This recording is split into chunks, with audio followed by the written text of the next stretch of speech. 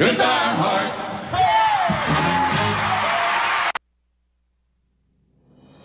So from Hong Kong, and Hong Kong for the last generation, you have a choice. The Republican candidate I did for not governor.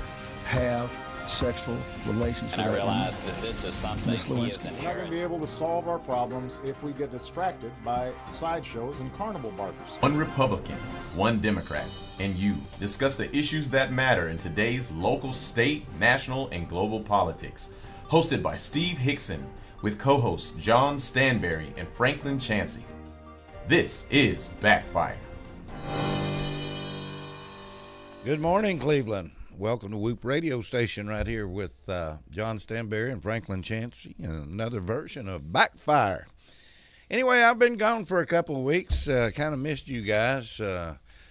Lisa Guerin filled in 1 week for me, and then I understand that she had to have some surgery or something, and Ron Moore was to fill in the next week. How'd that go? Well, I wasn't here last week. I was away myself, so. It went fine.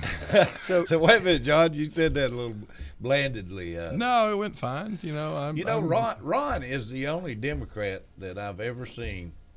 He's a hardcore Democrat. Bless his heart, he's a good guy. Hardcore Democrat. But everything the Republicans do, he seems to agree with it. I don't know if that's Ron or when he's on the radio, he's trying to be more bipartisan, but he tends to want to kind of facilitate the conversation.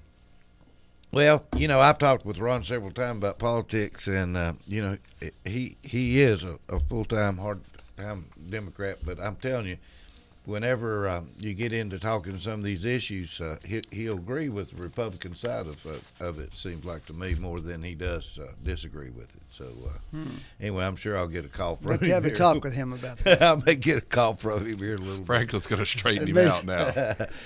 I've been down in Mobile, Alabama to the Mardi Gras, and I want to say, before I go any further, those people down there are so great, so friendly down there. That's a great town.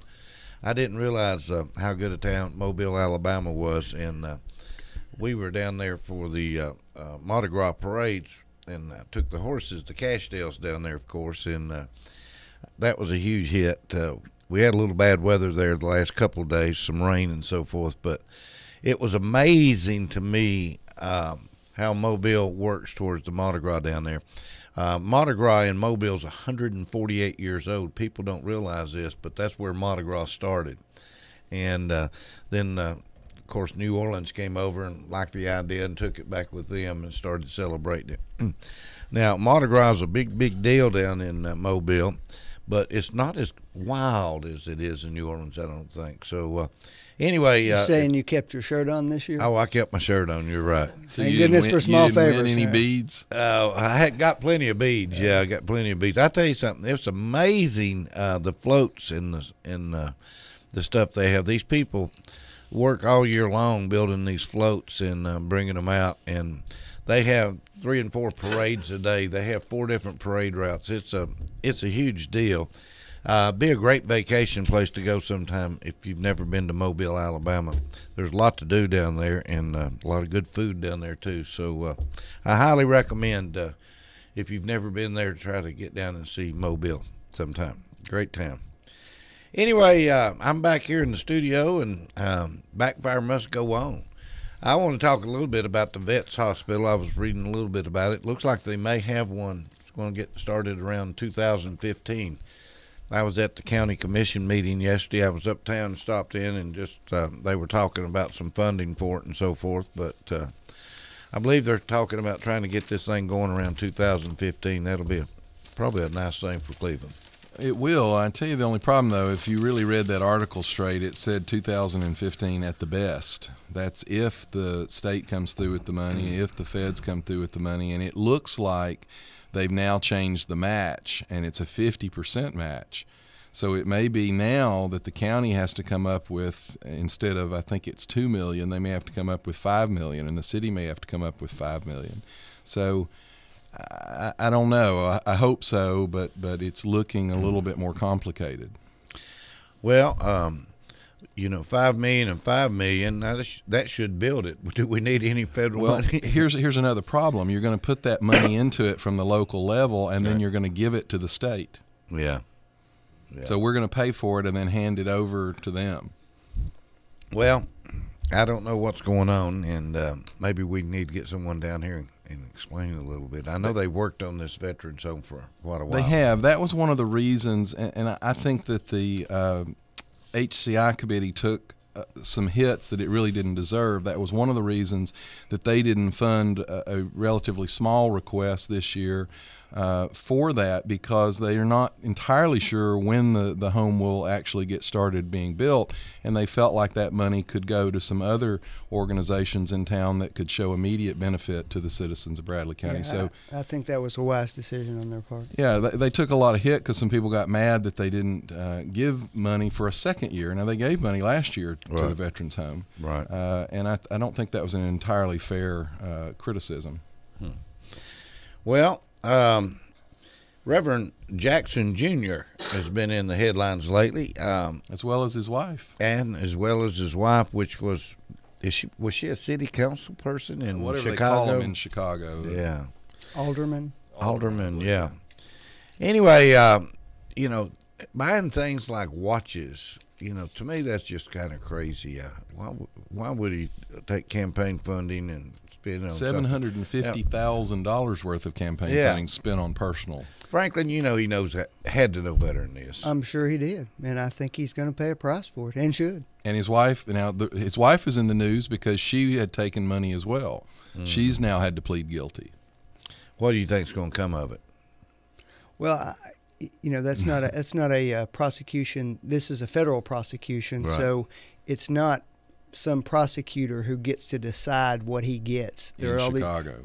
It's not how it works. There's federal sentencing guidelines that apply to these crimes. There's a range that's available to the sentencing judge, who's a federally appointed United States district judge, who then makes a decision. So I'd frankly be shocked if there wasn't some prison time.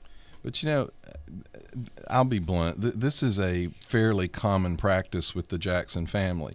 You've got one of the boys ended up, after some Rainbow Push threatening, with a Anheuser-Busch distributorship, and there's been car dealerships that have ended up being given to the family. I think that power has corrupted, and I think that's what you see here. Well, you may be right about that. Let's be honest. I mean, our United States Senator here, Lamar Alexander, benefited hugely from the Chris Whittle communications group up there before it went under. He got a huge amount of stock from that thing and was able to turn around and sell it almost immediately and really create the financial base that's under him. That was 20 years ago. That's not a new thing in politics. It's certainly not something that's limited to one party over the other. When these types of things happen, people should be held accountable. Well, I mean, there's a little difference between someone investing in something and seeing something. Didn't invest. Well, That's the thing. Here's the problem, Didn't though. invest. In Jesse Jackson's case, you actually had threats of boycotts from his organization if the company didn't do this, didn't do that. And what ended up happening was businesses and distributorships and dealerships were given to his family, his children. Not standing up for them. I'm not defending, anything, but I'm telling you that when you actually have an organization that threatens a company with a boycott and you can basically be bought off from that, that's an overt, outright, basically extortion. That's basically what the Rainbow Coalition is, isn't it? A threat organization. One of the funniest stories about that is they tried it in St. Louis with Anheuser-Busch. And there were two things that they misunderstood in St. Louis. Anheuser-Busch had been extremely good to the black community in St. Louis, so the people in St. Louis actually had a lot of pretty strong feelings for Anheuser-Busch. So at one point, they were threatening a boycott if they didn't increase their, I think they were saying technically they wanted more minority distributorships. So Anheuser-Busch arranged a meeting, I think several months down the line, and they met up in Chicago. And in the process, Anheuser-Busch hired a private detective to look into some of Jesse Jackson's dealings.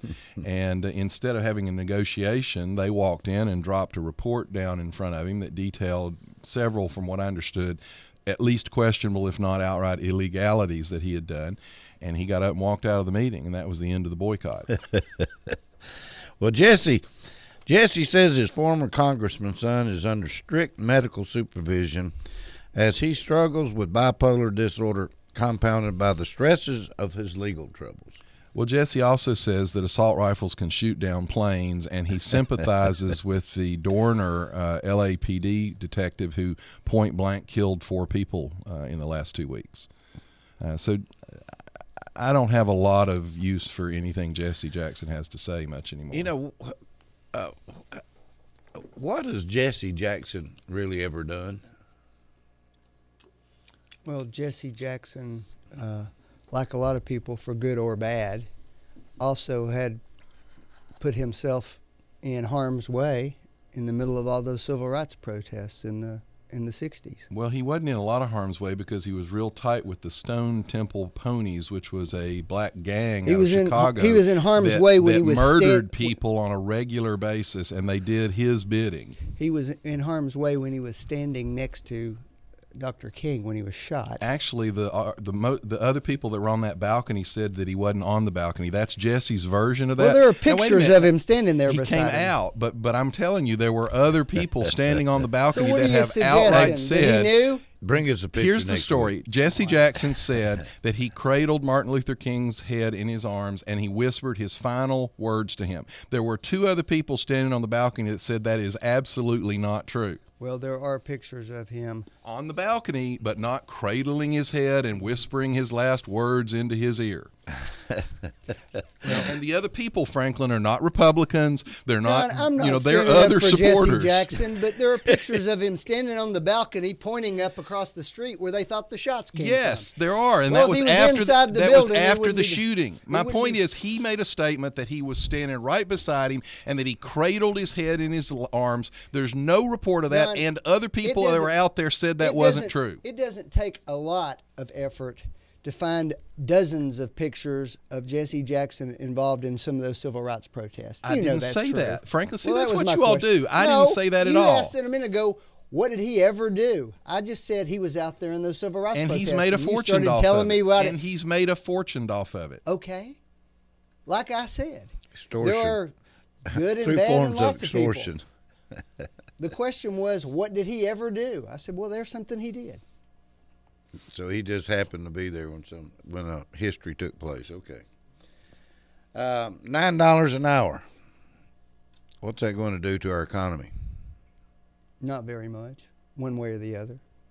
Well, I think it'll cause higher unemployment. The historic data shows that if the minimum wage had kept up with economic growth in the country, the minimum wage would be about $20 an hour now.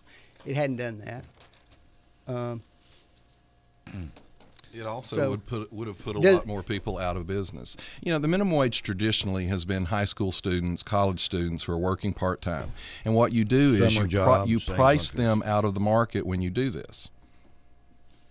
Well, I mean, there's been lots of studies that says that a minimum wage price increase at this time is probably one of the worst things that could happen for our economy. There's about 12 states that have already, over the last 3 years, raised their own minimum wages. They have different than federal ones to this level. They're already doing it. Their economies are still growing. Well, I don't know. You need to. California's economy is growing again. That's California is losing hundreds of thousands of jobs to Texas regularly. You know, I'm sitting here looking on a recent Ball State study. University found that between July 2007 and July 2009, when Congress increased the federal minimum wage by 40%, there were 550,000 jobs lost as a result. When Congress first passed the minimum wage in 1938, the U.S. Department of Labor found that more than 10% of Americans' lowest paid, lowest skilled workers were canned almost immediately. You can't, government cannot dictate to a company what it has to do without having consequences. Now, it's great politics. It sounds great. It makes you look like you care about people. And as long as no one holds you accountable for how many jobs are lost afterwards, I mean, what he proposed was a 24% increase in the labor cost. Now, you think if you're a company and with the stroke of a pen, the president increases your labor costs 24%, you think you're not going to pass that along to consumers or cut back on your labor? You think those hamburgers are going to get more expensive at Hardee's? Absolutely. What do you think, Franklin? You think the hamburgers are going to get more expensive at Hardee's? Sure they will, but so will all their competitors. It's not like... Which means the economy, all the people out there will pay more for everything. Okay. Is that another tax? Yeah, that's a form of a tax increase. It's not a tax. Frankly, come if on. you take more money out of people's pockets, it's a tax. If you create things It's not that cost taking more- anything out of their pockets. It's the decision whether to go in and buy a If you hamburger make a decision or not. that costs a hamburger to go up in cost, in other words, the person buying the hamburger it has to pay more to get the hamburger, you have taken money away from them. Now, let me ask this: if sales had really increased, do you think that I'm going to use Hardee's as an example, and I'm not referring to anybody or anything in particular. I'm just talking about the restaurant. Do you think that if they had good employees, good service, that those employees would reap a raise? Most of them pay above that. If you have a good employee, most of them pay above it. You want to know what this is really about? And the articles, a lot of them are not touching on this. This is a payback from the president to the unions. Because guess what the union contracts are based on? They're based on multiples of the minimum wage. So if you get a $2 increase in the minimum wage, a lot of the contracts require 4 times, 5 times the minimum wage for their workers. So you're talking about a $5 or $10 increase in someone's high-end pay based on this increase in the minimum wage. That's what this is. Any comments about that, Franklin? Well, first of all, that clearly doesn't apply to 4/5 of the country where there's not a very strong union presence. So he's But it's talking a about a payback small to their swath, unions. number one. But it still is a payback to the union. I mean, think about that. A union employee is going to get anywhere from $10 to $20 increase in some of these cases. As I pointed out, there's numerous states in America who already have a minimum wage at the level that's been proposed by the president. Then why meddle with it? Yeah. Why not let the states handle their own?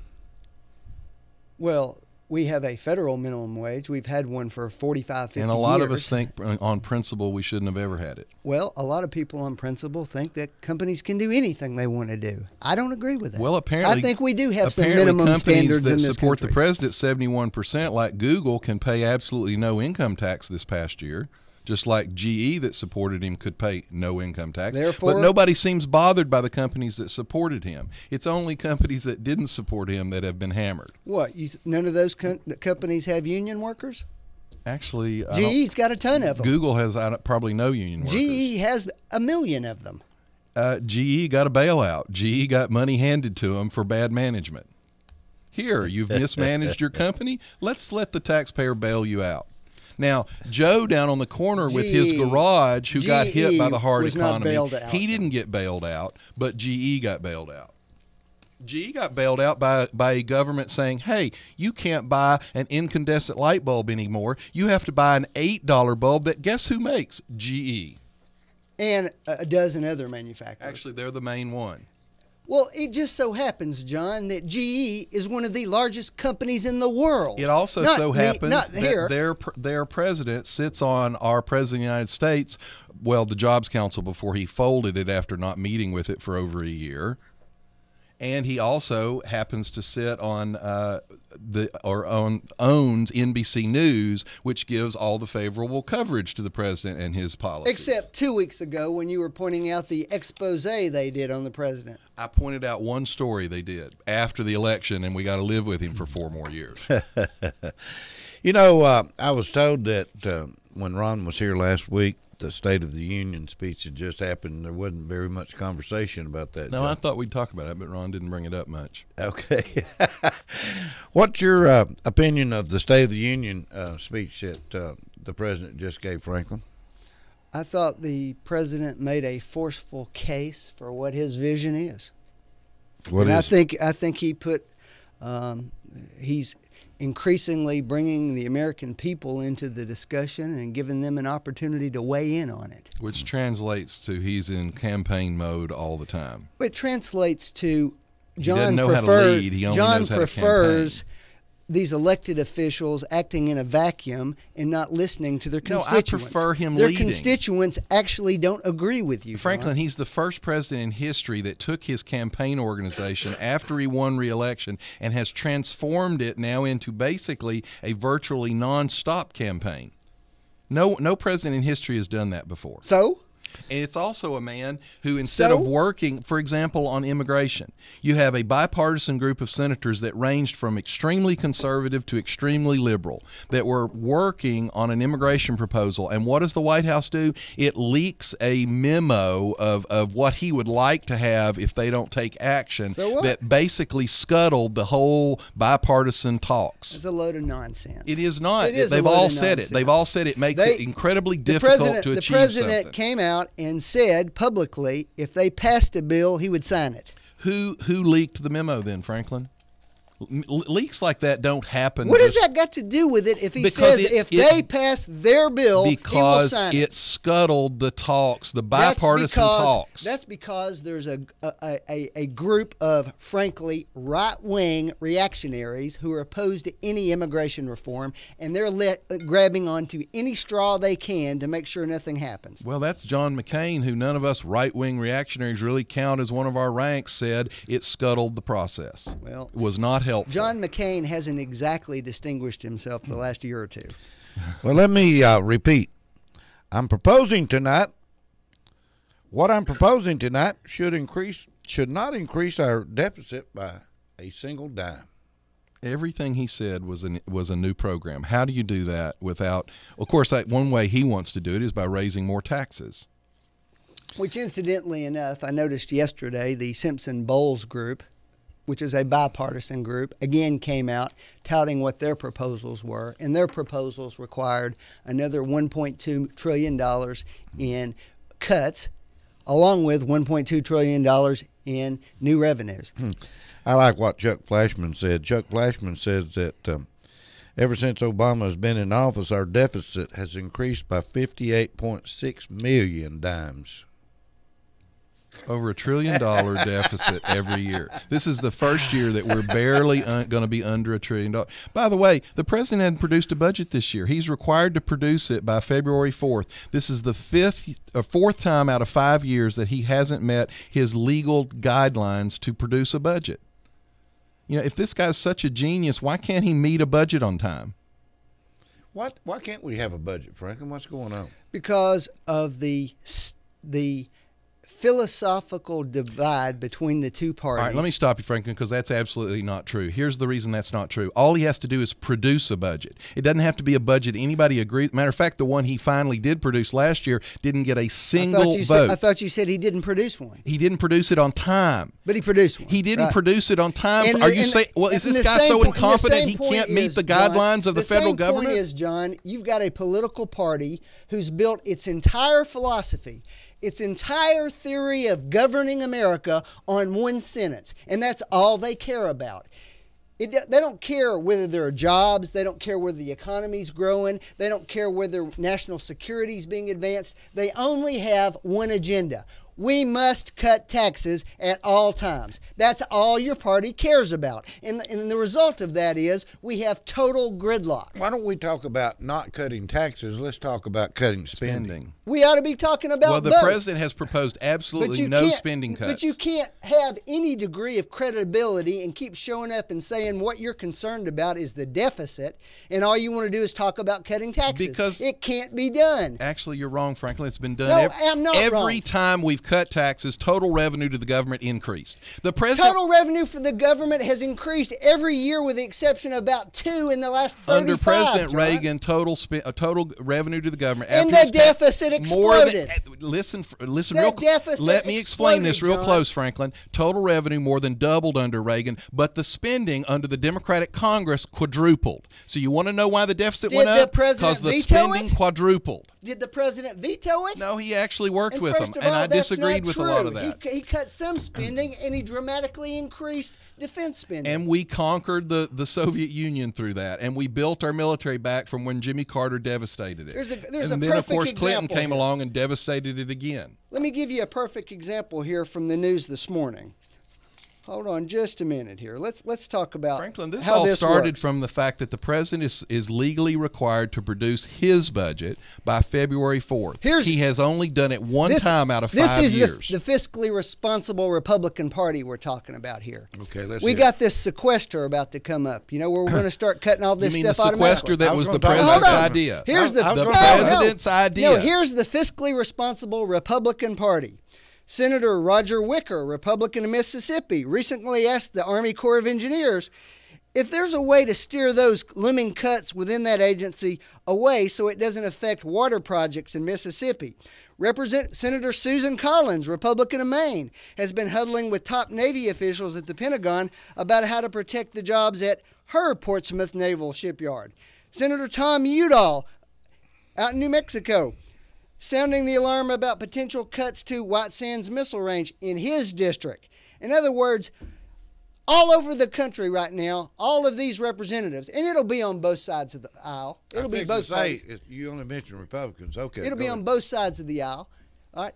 But they're all scrambling, trying to figure out how to protect the pork in their district. And then they're going to go on television and talk about how they're deficit hawks and how they want to cut spending and how they want to solve the deficit. Crap. Well, here's the point of all that, guys. All those terrible cuts. See, everything he listed was military cuts. No, I didn't. Most everything was, except the Corps of Engineers, which is still technically military. But here's the point of that. Guess what, folks? The sequester, Barack Obama's idea. The White House put it together. The White House sold it to the Republicans. And the Republicans didn't originally want to do it. And now he's trying to blame us for his idea. So all of these devastating cuts that are going to happen, the president came up with that idea. I don't know if they're going to be devastating or not, but here's your idea. Your idea is keep giving the military a blank check, keep funding those things, and slash social spending. Well, that's your theory. Just say it. Let me tell you what John Boehner, the Republican in the now, by the way, the House. I don't think what we ought to do is balance the budget on the back of the poorest people in the country. The House Republicans, Franklin, has already passed 2 bills to deal with this. The way Congress is supposed to work is the Senate, which is controlled by the Democrats, would pass a competing bill, and then you'd work it out. House Republicans passed 2 bills to fix this. Senate Democrats, no bill. White House, no bill. Here's John Boehner. Just last month, the president got his higher taxes on the wealthy, and he's already back for more. To keep these first responders on the job, what other spending is the president willing to cut? That's the answer. The answer is that he's already proposed almost $1 trillion. Did he get his tax increases on the 1%, Franklin? He got some of them. He didn't get all of them, John. Oh, I'm sorry. You can't add. The system worked, Franklin. He didn't get everything he asked for. Well, but then guess don't what? say that he did. Oh, so is he the king that should have absolutely everything he asked for? Every time you open your mouth, you just change what you said No, a I moment don't, ago. Franklin. I said the system worked. Did he get everything that he asked for or not? He That's got what you taxes increased on the wealthy. Okay, he said he that's wanted a different tax statement. increases. You just changed He it. got his increase. Originally, I said he got his tax increase on the 1%. Now he's asking for more. Where's his spending cuts? All right, let's take a break. We'll be back in just a minute with more Backfire. You're listening to Backfire with Steve Hickson. We'll be right back after this. You are listening to WOOP-LP, Cleveland, Tennessee. WOOP FM is a broadcasting service of the Traditional Music Resource Center, and we play America's original music. Check into cash. We'll beat any rates that don't pay the match. Check into Cash gives you more money for your title and the lowest title loan rate anywhere. We'll beat any rate on a title loan, and we guarantee it. So you'll save money. If you already have a title loan, ask Check into Cash about paying it off. So if you're short on cash, think Check into Cash. No credit check, no runaround. Check into Cash won't slow you down. Check into Cash, your one-stop money shop for 20 years. Now offering payday loans without a check. Great service, convenience, and locations. Check into Cash. We'll beat any rates that don't pay the max. Oh, yeah.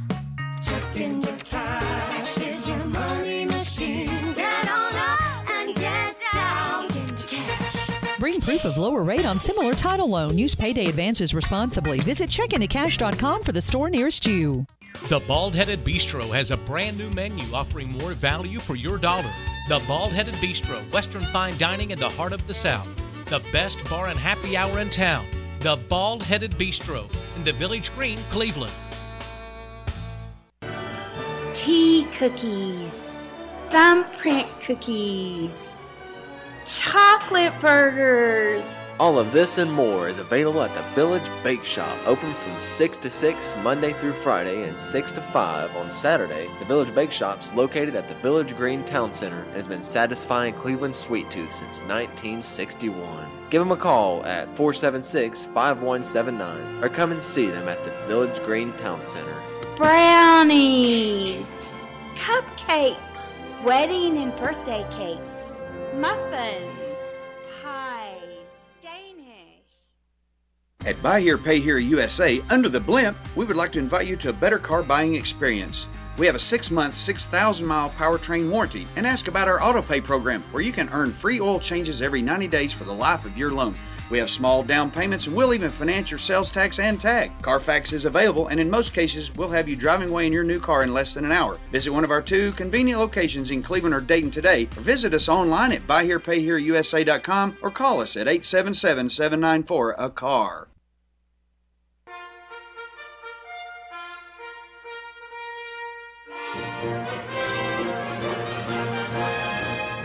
Are you looking for the best beer and cigarette prices in Bradley County? Well, look no further than Tom's Fuel Mart. That's right, look for the red and yellow signs.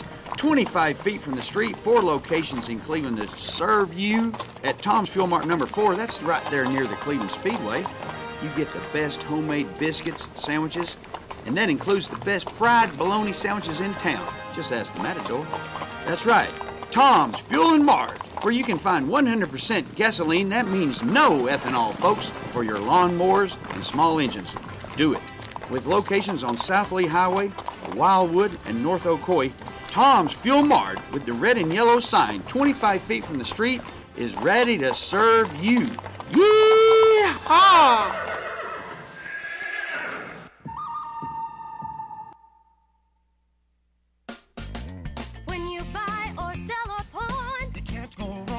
U.S. Money Shops. When money's tight, you'll be alright. 'Cause relief's in sight at U.S. Money Shops. Hi, this is Glenn from U.S. Money Shops. Did you know that U.S. Money Shops cashes all checks? Even the ones most check cashers reject. Tax refund checks, payroll checks, government checks, insurance checks, and many, many more. On with us, we'll earn your trust. Sell to us without any fuss. Buy from us, you can rely on us. Oh, one more thing. If you cash a check with U.S. Money Shops, we'll give you 10% off any purchase in our store. At U.S. Money Shops, we have everything you need at a fraction of regular retail prices. So hurry into one of our 9 convenient locations or visit usmoneyshops.com for the one nearest you. Buy or sell or apply today, the better way at U.S. Money Shops. Some exclusions apply. See store for details. Train Endurance engineers stop at nothing to push our products to the brink. They put our heating and cooling units up against everything, from flamethrowers. Safety control, better move that. Tanker truck. To ultra-high pressure fire hoses. It's like 10 years of power washing all at once. Point is, they've devised countless ways to push train systems to the limit. Even catapults. Yes, catapults. This is the perfect time to get your heating equipment serviced. Maximum capacity and efficiency can be maintained if your system is in good operating order. Call Mechanical Systems today to get $20 off of your heating equipment inspection and service. We also design and sell new high-efficiency systems, and changeouts are our specialty. Mechanical Systems has been providing high-quality service and installations for over 30 years. 336-5739. That same number is good for 24/7 emergency repairs. That's 423-336-5739. It's hard to stop a train. Really hard. Dr. Christopher Chase, with Associates in Plastic and Reconstructive Surgery, now in Cleveland on Wednesdays at 2350 Ocoee Street. Call 624-0021 for an appointment now. Certified by the American Board of Surgery and the American Board of Plastic Surgery. Offering facial procedures, body contouring, skin resurfacing, and specializing in breast augmentation, including the newest transumbilical